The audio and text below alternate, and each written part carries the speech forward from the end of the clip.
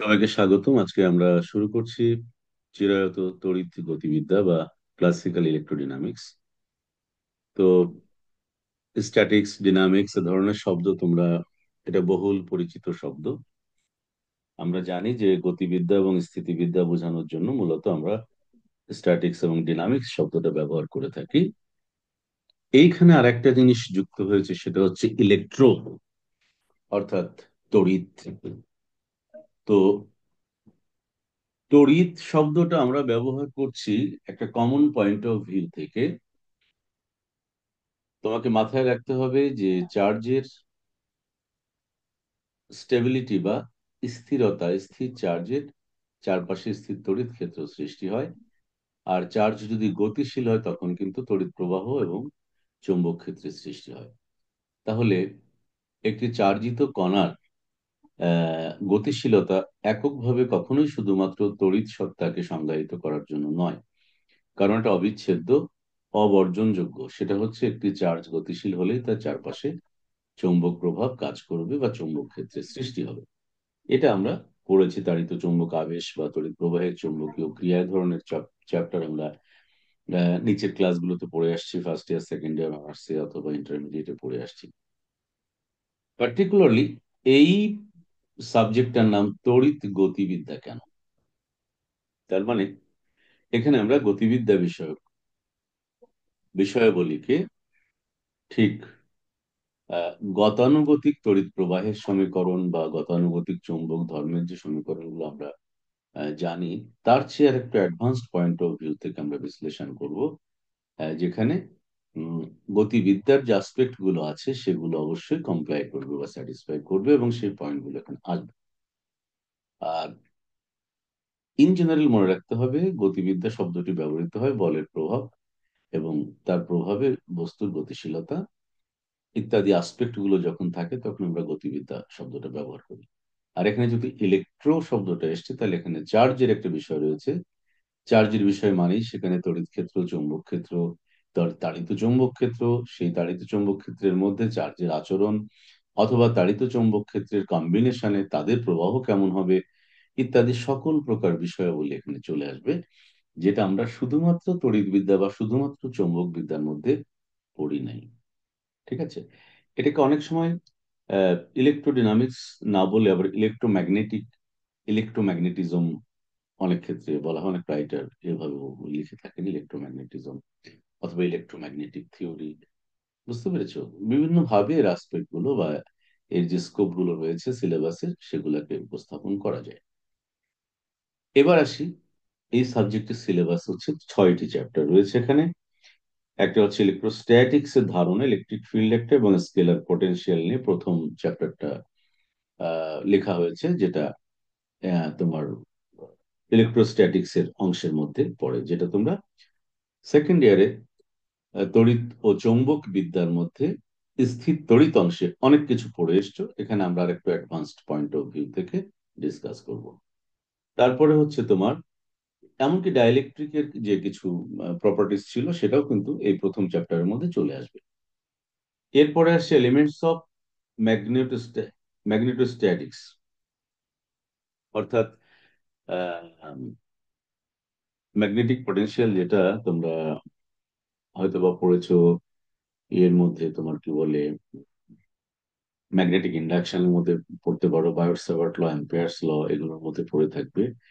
তো ওটার প্রয়োগ, প্রথমে কনসেপ্ট, তারপরে তার প্রয়োগ এবং তার বিভিন্ন রকম চেহারা, গাণিতিক বিভিন্ন থিওরিতে কিভাবে সে আবির্ভূত হয় এবং কোন সিচুয়েশনে, কোথায়, কোন পরিস্থিতিতে কিভাবে তাকে আমরা দেখতে পাই অথবা দেখানো যায়, সেই পার্সপেক্টিভ গুলো নিয়ে আমরা আলোচনা করব সেকেন্ড চ্যাপ্টারে। থার্ড চ্যাপ্টার হচ্ছে Maxwell's equation. This is very important এবং তোমরা জানো যে ক্লার্ক ম্যাক্সওয়েলের যে ইলেকট্রোম্যাগনেটিক থিওরি, সেটা 1863 সালে উনি প্রস্তাব করেছিলেন regarding the propagation of light waves, আলোর আহ, বা বিকিরণের যে ধর্ম সেটাকে এক্সপ্লেন করতে গিয়ে, যখন আলোর ওয়েভটাকে যখন দেখা গেল যে না, তাড়িত চুম্বক তরঙ্গ ঠিক আছে, তবে এটা আনলাইক হাইগেন্স প্রিন্সিপাল, এটা আসলে ইয়ে নয়, মানে every wave front is a secondary source of light, যেটা বলেছিলেন হাইগেন্স, যেটা দিয়ে আমরা ইন্টারফারেন্স এবং ডিফ্লেকশন ব্যাখ্যা করতে পারি। কিন্তু আলোর আর একটা ইম্পর্টেন্ট প্রপার্টি হচ্ছে পোলারাইজেশন। এবং এই পোলারাইজেশন যখন প্রত্যক্ষ হলো বা প্রমাণিত হলো যে আসলে লঙ্গিচুডিনাল ওয়েভ বা লম্বিক তরঙ্গের পোলারাইজেশন হয় না, বাট আলোর যেহেতু পোলারাইজেশন হয়, সো ডেফিনেটলি আলো হচ্ছে একটি আর্ট তরঙ্গ। তাহলে কেমন ধরনের আর্ট তরঙ্গ হতে পারে সেটার ব্যাখ্যা দিতে গিয়ে তখন ইলেকট্রোম্যাগনেটিক থিওরিটা আসলো, যে it's a periodic and combined variation of electric and magnetic field, periodic variation, এবং they stay or they what to say propagate perpendicular to each other, পরস্পরের সাথে সমকোণে তারা আগায়, এমন ভাবে যে তারা যে তলে আছে তার সাথে লম্ব দিক বরাবর তারা প্রসিড করে। এই শুরু হলো আরেকটা মানে দিক উন্মোচিত হলো। তবে মাথায় রাখতে হবে যে all those are based on classical physics, classical theory. আমরা কোয়ান্টাম বা মডার্ন থিওরি বলি হচ্ছে 1900 এর পর থেকে, দ্যাট মিনস বিংশ শতাব্দীর উষালগ্ন থেকে মডার্ন ফিজিক্সের যাত্রা শুরু হয়েছে in the way of the invention of quantum theory.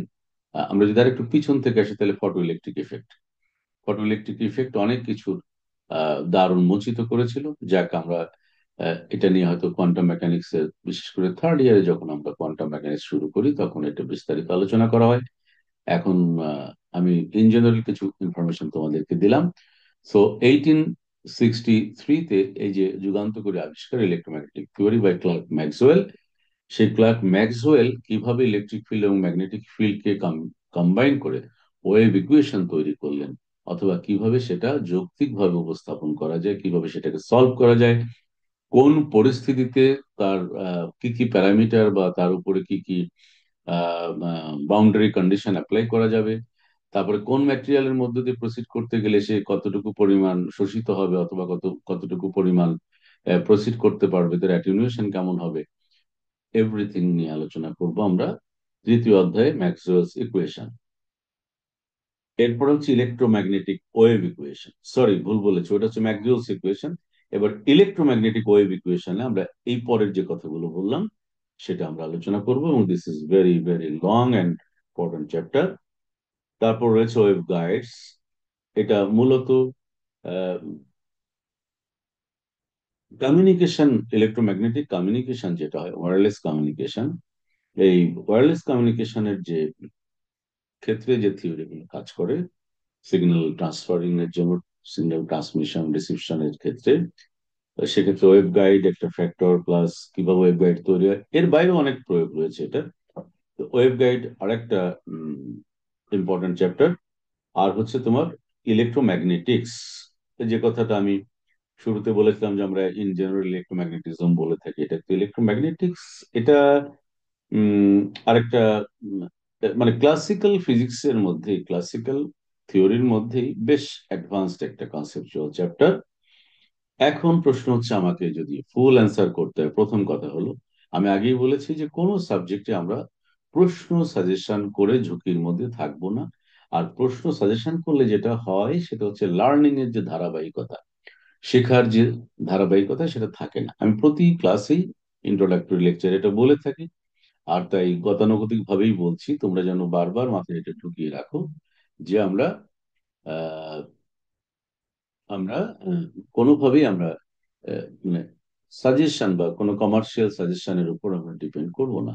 আর এটা খুব হাস্যকর একটা বিষয় যে বিশ্ববিদ্যালয়ের শিক্ষকরা পরীক্ষার আগে প্রশ্নপত্র করবেন, মডারেশন করবেন, মডারেশন করার পরে এক সেট প্রশ্ন রেডি হবে। তাহলে একজন মানুষ কিভাবে আগে থেকে আমাকে বলে দিবে যে এই প্রশ্নগুলো এবার আসবে? এটা খুব হাস্যকর এবং অনৈতিকও বটে। এটা আমরা ওইভাবে চিন্তা করব না। আমরা হয়তো স্ট্যাটিস্টিক্যাল প্রবাবিলিটি অনুযায়ী আমরা হয়তো লাকি চান্স রাখতে পারি, সেটা হচ্ছে আমার প্রপার এবং কনফিডেন্ট প্রিপারেশনের পরে আমি ঝুঁকিমুক্ত থাকার জন্য আর কিছু যে চ্যাপ্টারগুলো আমি বিস্তারিত পড়িনি আমি ওখান থেকে সিলেক্টিভ দু একটা পড়তে পারি, সেটা হচ্ছে অন্য বিষয়। কিন্তু আমি পুরো বইটাই সাজেস্টিভ পড়বো, প্রত্যেক চ্যাপ্টার থেকে একটা দুইটা পাঁচটা তিনটা প্রশ্ন ভাবে, এটা এটা খুবই অশিক্ষিত লেখাপড়া। এটা আমি তোমাদেরকে আগেও বলেছি যে আই ডোন্ট সাপোর্ট ইট, এবং it doesn't contain any logic actually. কারণ তুমি অনার্স লেভেলের স্টুডেন্ট, তোমাকে অবশ্যই শিখতে হবে এবং পরীক্ষাতে ভালো করতে হবে। তো সেই মেথডটাই আমরা ফলো করছি, ফলো করব। তো সেই ক্ষেত্রে চিন্তা করলে দেখা যায় এই সাবজেক্ট থেকে প্রথম 4টি চ্যাপ্টার আমরা খুব বিস্তারিত পড়ব। আর পরের যে দুটি চ্যাপ্টার রয়েছে সেটা in future, if you continue study in this field or field related advanced work, তখন তোমার এই কনসেপ্ট গুলো বেশি কাজে আসবে। কিন্তু 1 থেকে 4 নম্বর পর্যন্ত ইন জেনারেল তোমাকে এটা শিখতেই হবে।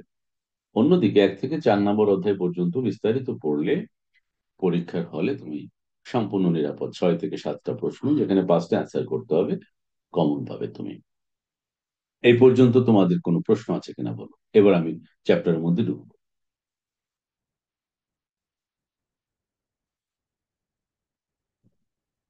আমার বক্তব্যটা কি সবাই ক্লিয়ার শুনতে পেয়েছো এতক্ষণ যা যা বললাম?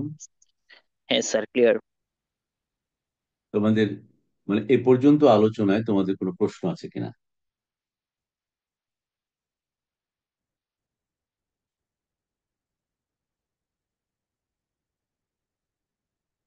যদি না থাকে তাহলে আমরা একটু ডিসকাশনকে প্রসিড করি সামনের দিকে। প্রয়োজন হলে আমি বোর্ড ইউজ করব, তবে আজকে বোধহয় বোর্ড অতটা লাগবে না, যেহেতু প্রথম লেকচার এবং ইন্ট্রোডাক্টরি এবং কনসেপচুয়াল কিছু আইডিয়া আমরা শেয়ার করবো। দেখো, যেমনটি বলছিলাম যে প্রথম চ্যাপ্টারটা ছিল একটু স্ট্যাটিক্স এর ধারণাটাকে এখানে হাইলাইট করা হয়েছে, এবং স্টেপ বাই স্টেপ সিকোয়েন্সিয়ালি জিনিসগুলো আলোচনা করা হয়েছে। প্রথমে হচ্ছে তড়িৎ ক্ষেত্র। তড়িৎ ক্ষেত্র বলতে আমরা কি বুঝি? একটু আগে আমি বলেছি যে একটি চার্জ যদি স্টেবল বা স্ট্যাটিক থাকে তাহলে সে একটি স্থির তড়িৎ ক্ষেত্র তৈরি করে। আবার যখন চার্জ গতিশীল হয় তখন তড়িৎ প্রবাহ, চৌম্বক ক্ষেত্র ইত্যাদি। কিন্তু আমরা ওই দিকে এখন যাচ্ছি না, যেহেতু আমরা আলোচনা করছি, এই জায়গাটি আলোচনার বিষয়বস্তু হচ্ছে স্থির তড়িৎ। তার মানে তড়িৎ বলতে এখানে চার্জ প্রপার্টি বা electric property of the particle. আর ফিল্ড মানে তার চারপাশে যে অঞ্চল জুড়ে তার এই প্রভাব বিস্তার করবে তাকে আমরা বলছি ক্ষেত্র।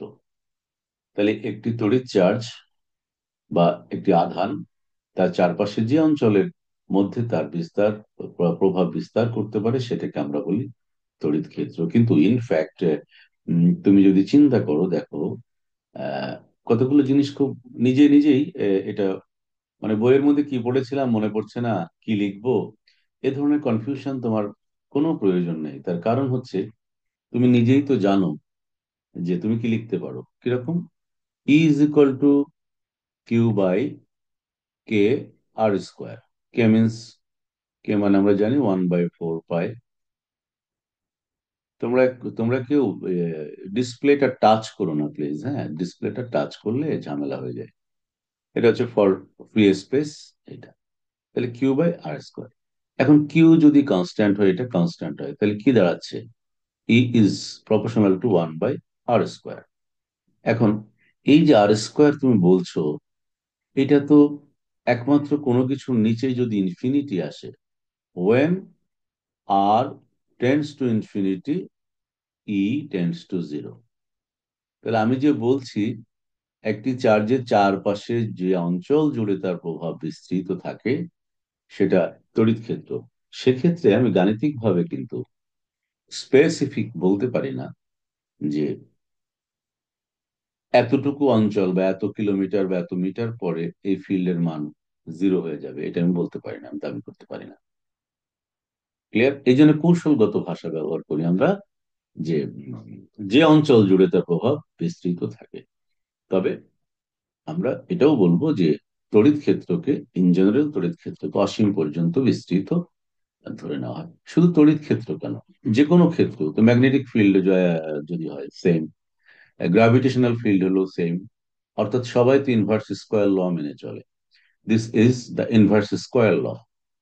সো ইনভার্স স্কোয়ার যদি square of the distance, then it will be zero only when distance tends to be infinity. So is the things clear to you? কথাটা বুঝতে পেরেছো সবাই? সবার কাছে পরিষ্কার হয়েছে কনসেপ্টটা?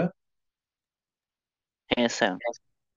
আর tends to infinity, E tends to zero, এটা এটা বুঝতে পেরেছো? জিনিসটা টেন্ডস টু কেন বলছি?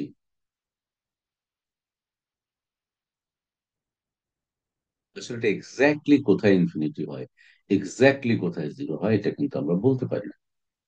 যেমন ক্ষুদ্রাতি ক্ষুদ্র বোঝাতে বা একটা পয়েন্ট বোঝাতে আমরা অনেক সময় বলি, ফর এক্সাম্পল, যে এটা অপ্রাসঙ্গিক নয়, কনসেপ্টটাকে, এই যে টেন্স টুর কনসেপ্টটাকে ডেভেলপ করার জন্য বলছি। দেখো, তুমি যখন ডিফাইন করেছিলে ডিফারেন্সিয়েশন, দেখো তুমি একটা পয়েন্ট ধরেছিলে, তুমি আসলে এই পয়েন্টে ডিফারেন্সিয়েশন বের করতে চাচ্ছ, তখন কি করেছো, তুমি একটু ব্যবধিত ধরে একটা স্পর্শক অঙ্কন করেছো নতিমাত্রা বের করার জন্য।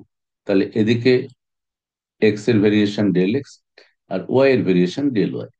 এখন এখান থেকে এখানে তো অনেকগুলো বিন্দু আছে, বাট তুমি তো এই পার্টিকুলারলি পি বিন্দুটাকে মিন করছো এক্স ওয়াই এর স্থানাঙ্কে, রাইট? সেটা কিভাবে বোঝাবে? দেখো, ডেল এক্স যত ছোটর দিকে যাবে ডেল ওয়াই তত ছোট হতে শুরু করবে। কল্পনা করো, করতে করতে করতে করতে একটা পয়েন্ট, মানে যার উইডথ নাই, ব্রেডথ নাই, হাইট নাই, কিচ্ছু নাই, বাট এক্সিস্টেন্স আছে। তার মানে ওই পয়েন্ট মিন করার মানে হচ্ছে del x tends to zero যখন বলবে, আলটিমেটলি ডেল ওয়াই এর ভেরিয়েশনটাও ডেল এক্স এর সাথে করেসপন্ডিংলি ছোট হতে হতে ওই পয়েন্টে চলে আসবে। তখন তুমি বলছো যে when del x tends to zero, then del y by del x কে আমরা বলি d y by d x, অর্থাৎ the rate of change of function with respect to x at this point, at a particular point. That means it has no breadth or no spread area. এটা কোনো ব্যাপ্তি নেই, কিন্তু অবশ্যই particular একটা পয়েন্টে একটা ভ্যালু আছে। থাকবে না, একটা কণা এভাবে মুভ করছে, তার প্রতিটা বিন্দুতে বিন্দুতে তার বেগের নতিমাত্রা চেঞ্জ হচ্ছে, তার অবস্থান, কি বলে, ডিস্টেন্সে তার দিকের পরিবর্তন হচ্ছে। তাহলে অবশ্যই এই বিন্দুতে তার একটা নতিমাত্রা থাকবে, কেন থাকবে না? এই ধরনের ফাংশনের ভেরিয়েশনকে আমরা বলি ডিফারেন্সিয়েশন, বা এইভাবে ডিফারেন্সিয়েশন বের করি যেখানে ভ্যারিং ফাংশন কাজ করে। কিন্তু এটা যদি স্ট্রেট লাইন হতো, আমার ডিফারেন্সিয়েশনের কোনো প্রয়োজন নাই, কারণ এর ঢাল এখানেও যায় এখানেও তাই, এখানে সব জায়গায় একই। সো রেট অফ চেঞ্জ যখন কনস্ট্যান্ট হয় তখন আমরা সেখানে আমরা কোনো ডিফারেন্সিয়েশন বা কোনো টেন্টেটিভ রেঞ্জের কথা আমরা প্রসঙ্গে যাই না। কিন্তু দেখো, এখানে ইনভার্স স্কোয়ার হিসাবে, তাহলে ওখানে যেমন del x tends to zero বলে আমি একটা পয়েন্ট বুঝিয়েছিলাম, এখানেও আর টেন্স টু ইনফিনিটি বলে আমি এমন একটা ডিস্টেন্স মিন করছি যেটা আসলে আমার হাত দিয়ে দেখানো বা আঙুল দিয়ে দেখানো সম্ভব না, কিন্তু থিমেটিক্যালি আমি এটা বলতে পারি। So this is the significance of talking about infinity. Clear? Or এই ক্ষেত্রে tense to zero, tends to জিরোর ব্যাখ্যাটা হচ্ছে এরকম, আর টেন্স টু ইনফিনিটির ব্যাখ্যাটা হচ্ছে আমি যেটা বললাম সেটা। Do you have any question? যদি না না স্যার। থাকে তাহলে আমরা পরের প্রসঙ্গে চলে যাই। তাহলে তড়িৎ ক্ষেত্র সম্পর্কে কারোর কোনো সমস্যা আছে? নেই আশা করি। তড়িৎ ক্ষেত্রের প্রাবল্য বলতে আমরা বুঝাই যে একটা পার্টিকুলার বিন্দুতে যদি একটা ইউনিট চার্জ আমরা প্লেস করি, সে ফর 1 কুলম্ব চার্জ, তাহলে তার উপরে কি পরিমাণ বল কাজ করবে সেটাকে আমরা বলি ওই বিন্দুর তড়িৎ প্রাবল্য। ফর এক্সাম্পল, কোন একটি বিন্দুতে তুমি কিউ পরিমাণ চার্জ রেখেছো, এবং সেই কারণে ওই ফিল্ডের, আমরা তো জানি যে তড়িৎ ক্ষেত্রের মধ্যে একটি চার্জ স্থাপন করলে ডেফিনেটলি তার উপর কিছু ফোর্স কাজ করবে। তাহলে ওই ওই বিন্দুতে তার উপর ফোর্স কাজ করছে এফ। সো পার ইউনিট চার্জে কতটুকু কাজ করবে? F by Q. That means per unit চার্জে যে পরিমাণ বল কাজ করছে, that is called the electric field intensity at that point. মাথায় রাখতে হবে, একটি নির্দিষ্ট বিন্দুতে বলা হচ্ছে। তাহলে একটা তড়িৎ ক্ষেত্রের সকল বিন্দুতে কিন্তু প্রাবল্য সমান নয়, কারণ ওই ফোর্সের মানটা নির্ভর করে দূরত্বের বর্গের উপর, ব্যস্তানুপাতে। তাহলে আমরা কখনোই এটা ধরবো না যে দুটো বিন্দু, কোনো অন্য কোন একটি বিন্দু থেকে দুটো বিন্দু, মানে পরপর দুটো বিন্দু একই দূরত্বে আছে, এটা কিন্তু বলা যাবে না। পাশাপাশি একটা বিন্দু থেকে এমন দুটো বিন্দু তুমি নির্বাচন করতে পারো যারা পাশাপাশি অবস্থিত, বা কোন একটা সার্কেলের আর্কের উপর অবস্থিত। They could be at the same distance from the reference point. কিন্তু একই স্ট্রেট লাইনের উপর পরপর দুটো বিন্দু কখনোই একই ডিস্টেন্সে থাকবে না। অতি ক্ষুদ্র পরিমাণ হলো তার ভেরিয়েশন। এই কথাটা কি ক্লিয়ার হয়েছে?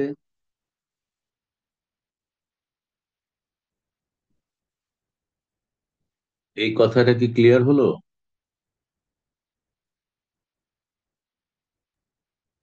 জি স্যার।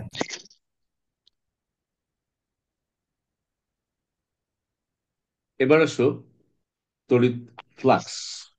এটা খুবই গুরুত্বপূর্ণ একটা বিষয়। আমরা যে কল্পনা করি যে একটা চার্জিত বস্তু আর একটা চার্জিত বস্তু আহ পাশাপাশি থাকলে তখন যদি তারা বিপরীত ধর্মী হয় তারা পরস্পরকে আহ আকর্ষণ করবে এবং সে আকর্ষণের মাধ্যম হবে বলরেখা। ঠিক আছে? তো সে বলরেখাগুলো তো দেখা যায় না, তাহলে আমরা কিভাবে সেই জিনিসটাকে কল্পনা করি, তাই না? ফর এক্সাম্পল দেখো,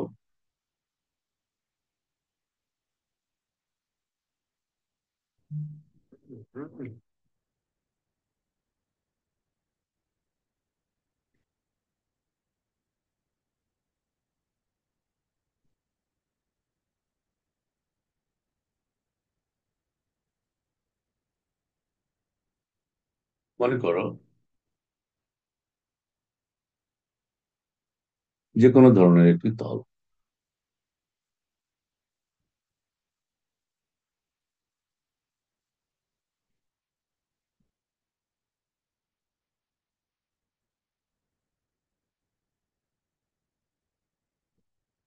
চার্জটা এমন ভাবে আছে যে বলরেখাগুলো, আমি এই তলটা কল্পনা করেছি, এই তলের মধ্য দিয়ে এভাবে যাচ্ছে। এই তলের, ফর এক্সাম্পল দিস ইজ তলের ক্ষেত্রে বলতে।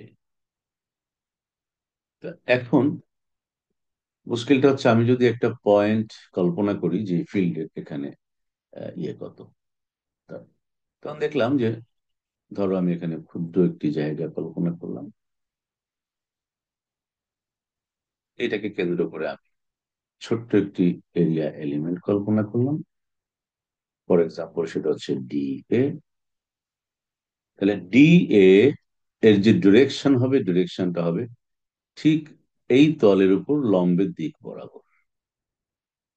এটাকে তুমি নাম দাও ডি এ ভেক্টরের ডিরেকশন সে এন, অর্থাৎ this is the direction of this area element.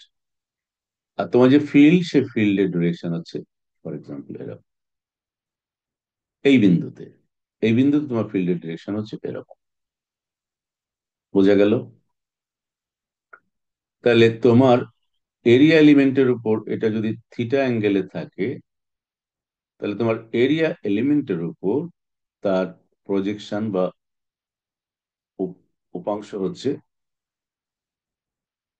E cos theta. এটুকুর মান হচ্ছে ই কস থিটা, কারণ ভূমি বাই অতিভুজ কস থিটা, ভূমি ইকুয়াল টু অতিভুজ cos theta, this E cos theta. কেমন? তখন ফর এক্সাম্পল আমি ধরলাম যে এই ক্ষুদ্র এলিমেন্টের মধ্য দিয়ে যদি তড়িৎ ফ্লাক্স ডি ফাই ই হয়, তাহলে ডি ফাই ই হবে ওর বরাবর তড়িৎ প্রাবল্যের উপাংশ into area D A. Clear? এটা ক্লিয়ার হয়েছে জিনিসটা?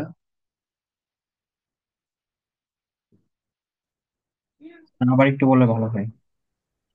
অর্থাৎ এরিয়াকে আমরা, এরিয়া এলিমেন্টকে আমরা ভেক্টর কল্পনা যদি করি, তাহলে সেটা দিক হয় হচ্ছে ওই এরিয়ার উপরে ঠিক অঙ্কিত লম্ব, ওই তলের উপরে অঙ্কিত লম্ব বরাবর।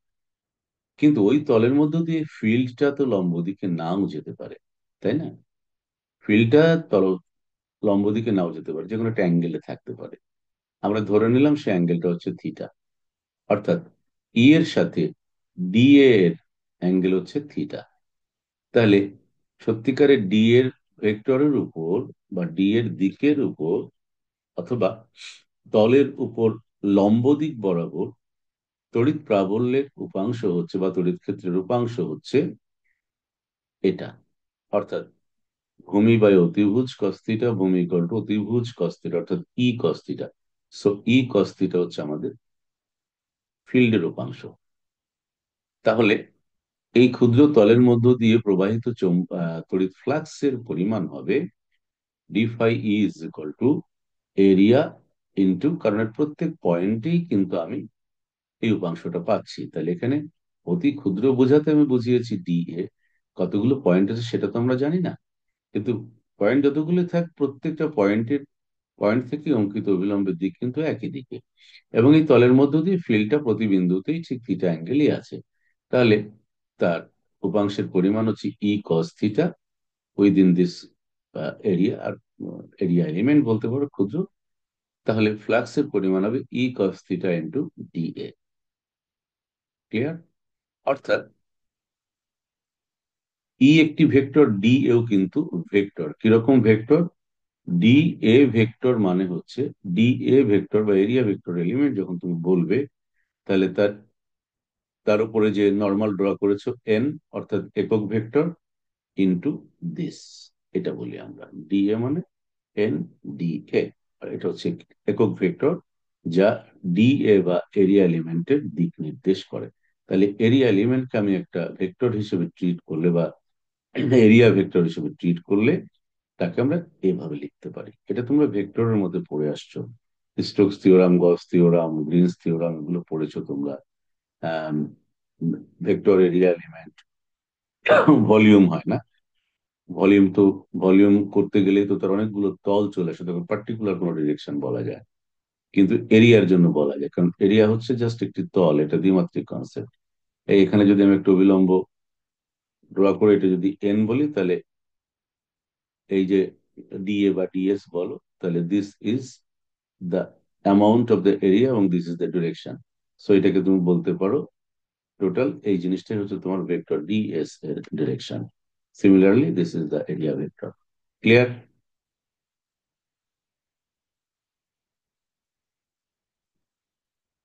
Clear sir. স্যার তাহলে বুঝতে দেখো পেরেছি। কোন মুহূর্তে কোন জিনিস, কতগুলো জিনিস তোমাকে সিকুয়েন্সিয়ালি ক্লিয়ার রাখতে হবে।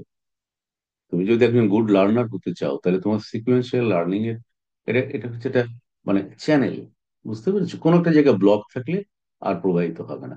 So flow of knowledge must be free, that means what to say, obstacle free. Obstacle free তখনই হবে যখন তুমি সিকুয়েন্সিয়ালি জিনিসগুলো তোমার ক্লিয়ার থাকবে।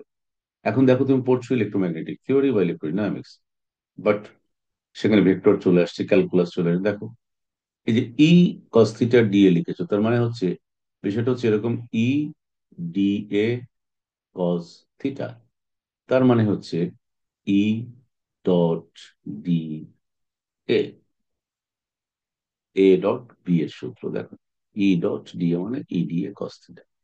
তাহলে total flux through the surface যদি আমি বলি, তাহলে প্রত্যেকটা পয়েন্টে পয়েন্টে এভাবে কাউন্ট করে তার টোটাল ইন্টিগ্রাল করতে হবে, সারফেস ইন্টিগ্রাল ই ডট, এ লিখেছি তো এই লিখে আছে, লেখার দরকার নেই। এই হচ্ছে ইলেকট্রিক ফ্লাক্সের কনসেপ্ট।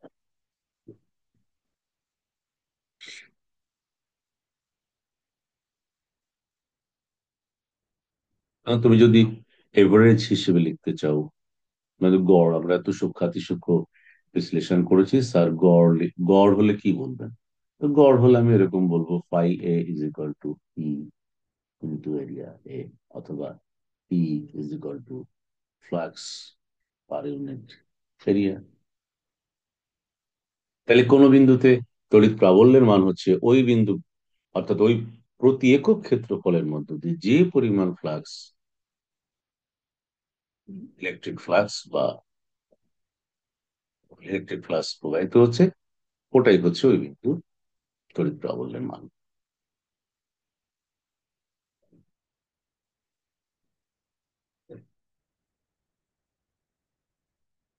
কারো কোনো প্রশ্ন আছে? জি না স্যার, ক্লিয়ার।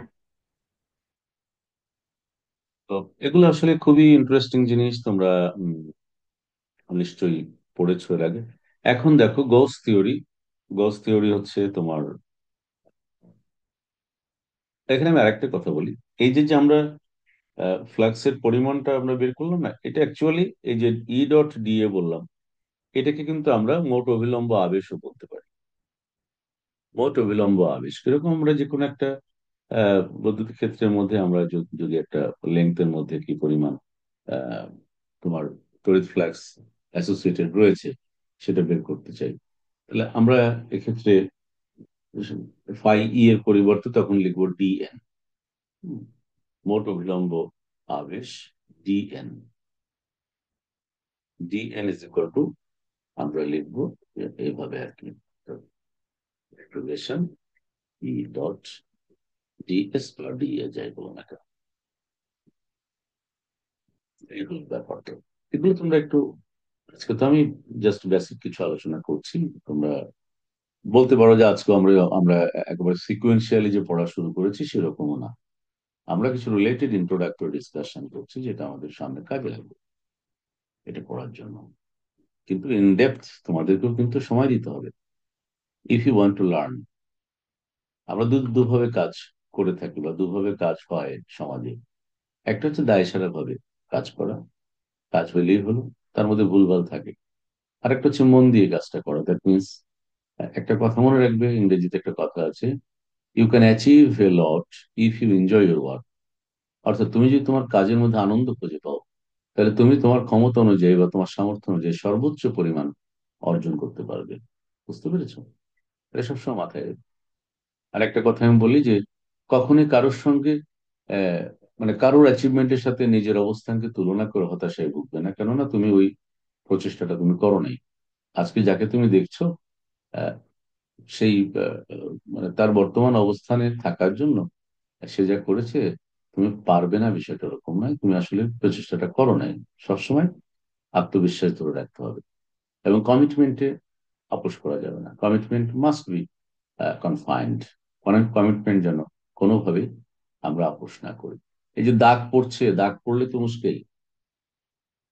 তো আমরা আরেকটা আরেকটা জিনিস একটু বলি, গস ল, গসের সূত্র। হ্যাঁ,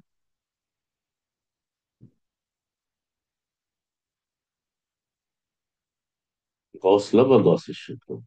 আমরা যেহেতু ফ্লাক্সের ব্যাপারে একটা ধারণা আমরা পেয়েছি বা অবিলম্ব আবেশের একটা ধারণা পেয়েছি, তো গস বলছেন যে কোনো বদ্ধ তলের পরিস্থিত তড়িৎ ক্ষেত্রের মোট যে অভিলম্ব আবেশ, ওই তল দ্বারা বেষ্টিত মোট চার্জের 1/এপসাইলন নট গুণ। এপসাইলন নট কথাটা বলা হয়েছে শূন্য মাধ্যম বোঝাতে। অর্থাৎ গস বলছেন যে ক্লোজড ইন্টিগ্রাল অ্যারাউন্ড এ ক্লোজড সারফেস বলা হয়েছে, বদ্ধ তল, বদ্ধ বোঝানোর জন্য এই চিহ্নটা ব্যবহার করা। ক্লোজ সারফেসে তার ফিল্ড এবং এরিয়ার যে, ধরো এস লিখো তুমি, যে ইন্টিগ্রাল বা সমষ্টি, সেটা হচ্ছে ওই ফিল্ডের সাথে, সরি ওই সারফেসের সাথে রিলেটেড চার্জের পরিমাণ, ধরো কিউ, এর 1/এপসাইলন নট গুণ, অর্থাৎ Q/এপসাইলন নট। এটা হচ্ছে শূন্য মাধ্যম বোঝাতে আমরা কথাটা বলেছি। তো এটাকে আমরা একটু সুবিধাজনক ফর্মে লিখি, অনেক সময় এইভাবে লিখি, epsilon not E dot DS is equal to Q. এই হচ্ছে আমাদের মানে practical form of Gauss law. মনে থাকবে? এগুলো কেন আমি পড়াচ্ছি বা কেন পড়ছি আমরা, সেটাও কিন্তু একটু চিন্তার বিষয় বা জানার বিষয়। সেটা হলো কি, আমরা এখানে আর একটু জিনিস অ্যাডভান্স করে যাই, যদিও পরবর্তী ইয়ারের থার্ড ইয়ারের ক্লাস টাইম হয়ে গেছে, গতদিন তোমাদের জন্য ওদের ক্লাসটা নিতেই পারিনি, তোমাদের সঙ্গে গল্প করতে করতে, আলোচনা করতে করতে। যাই হোক, দেখো এখন কি লিখলাম আমরা, epsilon not E dot D. আচ্ছা, তোমার যদি চার্জের যদি ভলিউম ডিস্ট্রিবিউশন রো হয়, তাহলে ভলিউম এলিমেন্ট যদি ভি হয়, তাহলে volume integral of rho DV মানে কি, কিউ হবে না? টোটাল ভলিউম ইন্টিগ্রাল করলে যা টোটাল পেলাম সেটা কি হবে, জি কিউ। স্যার। আচ্ছা, তাহলে আমি কি লিখতে পারি, so epsilon not closed integral of E dot DS is equal to integration volume integration of rho DV. বলতে পারি রো হচ্ছে চার্জের তোমার কি ঘনত্ব, ওই তলের সাথে প্রতি একক আয়তনে যে চার্জ রিলেটেড সেটার ঘনত্ব আমি বলছি এটা। আচ্ছা, আরেকটা জিনিস মাথায় রাখতে হবে, সেটা হচ্ছে যে তোমার সারফেস ইন্টিগ্রাল, অর্থাৎ সারফেস ইন্টিগ্রাল বলতে তোমার E dot DS is equal to, এটা এটা হচ্ছে সারফেস ইন্টিগ্রাল এবং ভলিউম ইন্টিগ্রালের ট্রান্সফরমেশন রিলেশন, সেটা হবে divergence of E DV, volumetrical. এটা তোমরা ভেক্টর অ্যানালিসিসে সারফেস ইন্টিগ্রাল এবং ভলিউম ইন্টিগ্রাল রিলেশন পড়েছো। আমরা এখন এখানে এটা অ্যাপ্লাই করব। Or epsilon not integration of volume integration of divergence of E DV is equal to volume integration of rho DV. মজার ব্যাপারটা লক্ষ্য করো যে তুমি দুই পাশের ইন্টিগ্রেন্টকে যদি কম্পেয়ার করো, তাহলে আমরা পাচ্ছি epsilon not into divergence of E, যেহেতু দুটোই volume integral, is equal to rho. তাহলে আমরা গস ল এর ডিফারেন্সিয়াল ফর্মটা পাচ্ছি divergence of E is equal to rho by epsilon not. এটা আরেকটা ফর্ম।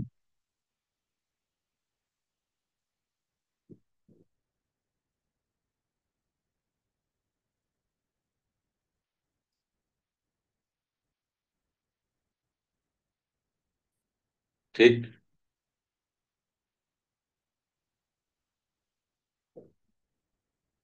ঠিক কিনা? জি কথা স্যার। বলতে হবে। ঠিক আছে স্যার। মজার জিনিস এগুলো দেখো, আমিও আরো অন্যভাবে লিখতে পারি চাইলে। কিরকম দেখো, আমরা জানি negative gradient of potential is equal to field. Again দেখো, E is equal to minus gradient of V. Sorry, gradient তো ডট হয় না, গ্রাডিয়েন্ট তো ভি তো scalar quantity, I am sorry, minus gradient of V. তাহলে তাহলে এখান থেকে আমরা একটু নিচের দিকে আসি, কি পাচ্ছি তাহলে?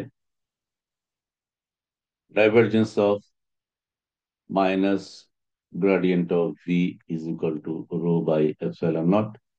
অর তাহলে ভি তো স্কেলার কোয়ান্টিটি, মাইনাসটা আগে চলে আসুক, del dot del V is equal to rho by epsilon not. Or minus del dot del মানে del square V is equal to rho by epsilon not. তাহলে লিখতে পারি সুতরাং ডেল স্কোয়ার ভি পটেনশিয়াল, এটা কিন্তু স্কেলার পটেনশিয়াল, মনে রাখতে হবে electrostatic potential is scalar potential, so it's a scalar function also, minus rho by epsilon not. এটা আর একটা ফর্ম, গস ল।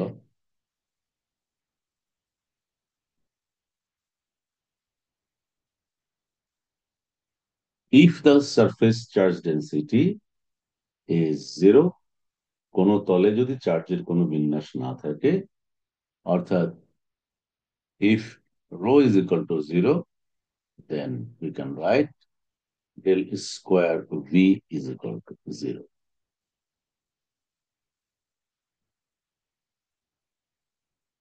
এটাকে বলা হয় ল্যাপ্লাসিস ইকুয়েশন।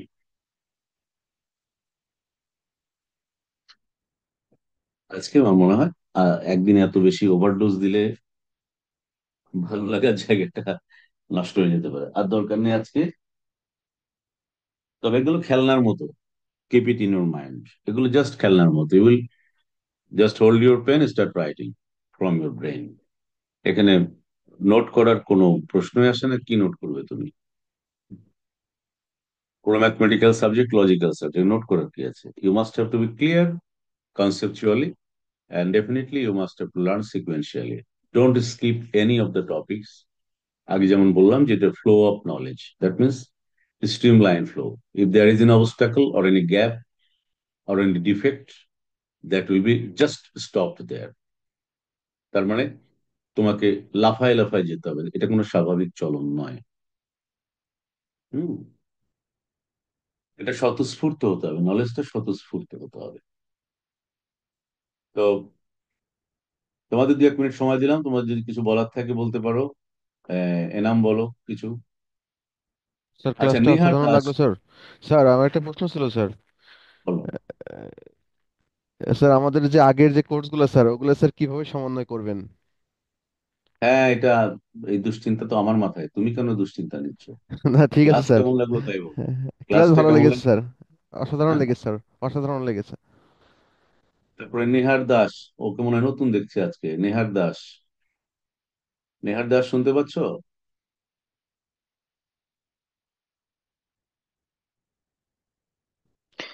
স্যার ও হচ্ছে মেবি আমার মানে আমি বলছিলাম ও রেজিস্ট্রেশন করবে মেবি, এজন্য স্যার প্রি ক্লাসটা করতেছে মেবি আজকে স্যার। না, ইটস ওকে, নো প্রবলেম। কোনো ব্যাপারই না এটা। আমি জিজ্ঞেস করছি ওকে কেমন লাগলো, জয়েন করেছে, শুরু থেকেই ছিল। নতুন নতুন স্যার মেবি বুঝতে পারতেছেন না।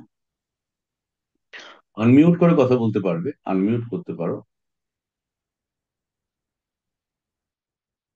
আচ্ছা তৌহিদ, তোমার কিছু ওপিনিয়ন থাকলে বলো। একটা নতুন সাবজেক্ট, প্রথম ক্লাস আসসালামু করলে। আলাইকুম স্যার।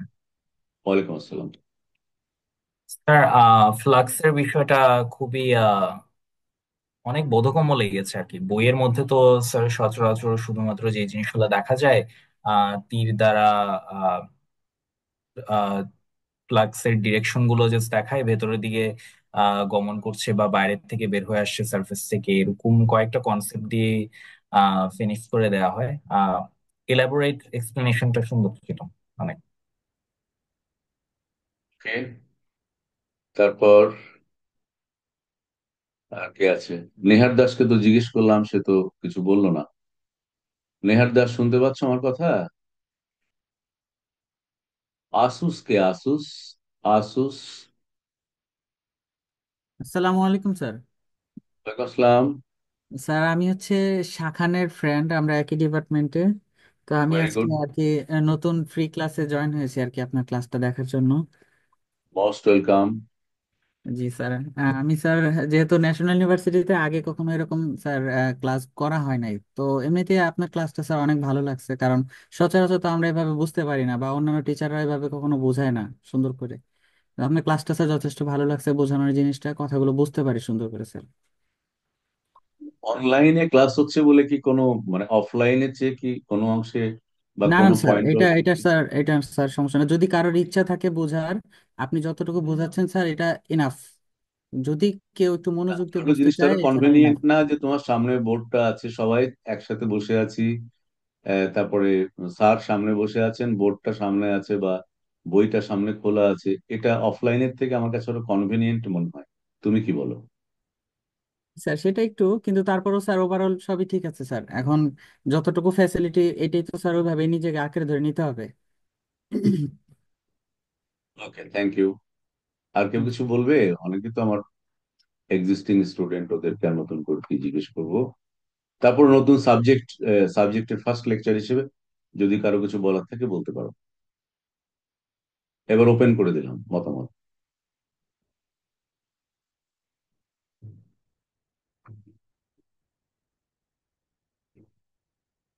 তিথি কিছু বলবে? তিথি? স্যার, বরাবরের মতোই স্যার আপনার ক্লাসগুলো ভালো। আর ওই যে স্যার ফিজিক্স নিয়ে যতটা ভীতি ছিল স্যার এখন আর সেটা নাই, আলহামদুলিল্লাহ স্যার। আশা করি এই ভালো একটা, বাকি তিনটা সাবজেক্টও স্যার ওই তিনটা সাবজেক্টের মতো স্যার ভালোভাবে কভার করতে পারবো। তো চেষ্টা করবোই, তোমাদেরকেও একটু জি স্যার। মনোযোগী হতে হবে। কিন্তু স্যার তো আমার একটু লাস্টে ওই যে গ্যাপ পড়ে গেছে, এটা স্যার কভার করতে স্যার প্রবলেম হয়ে যাইতেছে। শাখান কি বেরিয়ে গেছে নাকি? শাখান? না স্যার, ও ঠিক আছে। আছে। হ্যাঁ শাখান, তোমার কোনো মতামত থাকলে বলো। আহ আমি যদি বলি স্যার, আসলে যে স্যার প্রথম থেকে স্যার আপনি যখন ইলেকট্রিক ফিল্ড বোঝাচ্ছিলেন স্যার, হুম। তো স্যার ওই যে আপনি বলছেন না যে স্যার ইনফিনিটি, যে স্যার আপনি একটা গ্রাফিক্যাল যে একটা রিপ্রেজেন্টেশন ছিল, তো স্যার আসলে এইভাবে পড়ে নাই। আমরা স্যার মুখস্থ করে আসছি যে একটা বস্তুর চারপাশে যতটুকু অঞ্চল নিয়ে তার প্রভাব বিদ্যমান থাকে। তো স্যার ওই যে কতটুকু অঞ্চল স্যার, এই প্রশ্নটা স্যার যদিও মাথায় ছিল, কিন্তু স্যার তার আনসার স্যার আপনি আজকে যেভাবে গ্রাফিক্যালি বুঝাইছেন স্যার, এটা আসলে আমি এই পর্যন্ত পাইনি স্যার। আর স্যার আসলে মানে এখন স্যার যে পর্যন্ত বুঝাইছেন, যেমন ফ্লাক্স যে জিনিসটা স্যার বুঝাইছেন, আহ ঠিক আছে স্যার, সংজ্ঞা পারতাম, সবকিছু পারতাম, কিন্তু স্যার এই যে একটা ভিজুয়ালাইজেশন যে একটা ব্যাপার আছে স্যার, তো মাইন্ডের মধ্যে আপনার এই বোঝানোর পরে স্যার এই টোটাল জিনিসটা স্যার মনে হচ্ছে যখন মধ্যে সামনে আসতেছে স্যার, যে স্যার আমার মধ্যে ভিজুয়ালাইজ করতে পারছি স্যার। তো স্যার ক্লাসটা আমার জন্য খুবই ইমপ্যাক্টফুল ছিল, এন্ড হোপ যদি স্যার এইভাবে কন্টিনিউ করতে পারি, তো স্যার খুবই ভালো করতে পারবো স্যার ইলেকট্রোডাইনামিক্স স্যার। ইনশাল্লাহ অবশ্যই সবাই পারবে, সবাই পারবে, সবাই পারবে। এবং সেটার জন্য আমি যুদ্ধটা করছি আর কি, চেষ্টাটা করছি সেটার জন্য, যেন আমরা সবাই ভালো করতে পারি, যা সবার পারদর্শিতা যেন উন্মোচিত হয় জীবনের পথে, এটাই আমাদের প্রত্যাশা। তাহলে আজকে এখানে রাখছি, আগামীকাল আমরা রিলেটিভিটি অ্যান্ড কসমোলজির উপরে ফার্স্ট ক্লাসটা নিব। ঠিক আছে? এবার একজন হ্যালো, জিজ্ঞেস করেছিল যে স্যার নমস্কার স্যার। আগে, হ্যাঁ নিহার দাস, তোমাকে আমি কয়েকবার নক করেছি, বলো স্যার স্যার সরি কেমন স্যার, লাগলো আমি তোমার একটু কাছে? এই যে আনমিউট, আমার ফোনটা একটু এই তো খাস করছিল না স্যার, আনমিউট করতে চাইতেছি, আনমিউট হইতেছে না। হতে পারে, ওই হতে জন্য পারে। স্যার আমি সরি স্যার। বলছি প্রথম প্রথম লেকচার হিসেবে প্রথম দিনে তোমার ইলেকট্রোডিনামিক্স এর মতো একটা ক্রিটিক্যাল সাবজেক্ট, তো ফার্স্ট দিন তুমি তো বোধহয় আজকে প্রথম আসছো, তোমার কাছে জি কেমন স্যার, আমি লাগলো? আজকে স্যার অনেক ভালো লাগছে স্যার, এইভাবে বুঝতে পেরেছো সবকিছু? উম, ভেঙে ভেঙে বুঝে অনেক কিছু শিখতে পারবো। ঠিক আছে, তাহলে অবশ্যই আমরা সবাই শেখার চেষ্টা করব, আর আমি আমার জায়গা থেকে যতটুকু সম্ভব দেওয়ার চেষ্টা করব। এভাবেই এভাবে এগিয়ে যাব আমরা, এবং বারবার একটা কথা বলছি, মনে রেখো, your future is not limited within your national university or somewhere else where you are staying now. এটা তোমাকে ভার্সেটাইল চিন্তা করতে হবে, এবং সেই কারণে তোমাকে you must have to get yourself prepared facing the final, what to say, fight with your future. সেটা কি? তোমাকে অবশ্যই স্বপ্ন দেখতে হবে, ভালো কিছু করবা, পাবলিক ইউনিভার্সিটিতে মাস্টার্স করবা, রিসার্চ করবা, অথবা জিআরই টোফেল করে বাইরে চলে যাবা, বা আইএলটিএস করে বাইরে চলে যাবা, পিএইচডি করবা স্কলারশিপ নিয়ে।